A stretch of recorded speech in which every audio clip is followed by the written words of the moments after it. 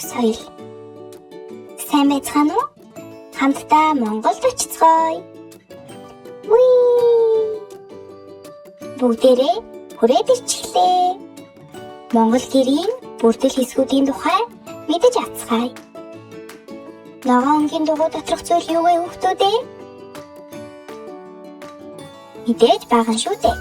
Бага нь бол Монгол гэрийн дотор байдаг хоёр модон тулгуур юм.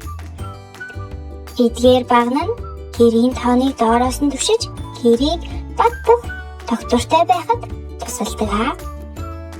Баган байснаар гэрийн дээвэр нурахгүй салхи цасанд тэсвэртэй байдаг. Тиймээс баган нь гэрийн хамгийн чухал хэсгүүдийн нэг юм шүү хүүхдүүдээ. Давтаад хэлээрэй. Гэрийн баган. Анхаарал хандуулсанд баярлалаа.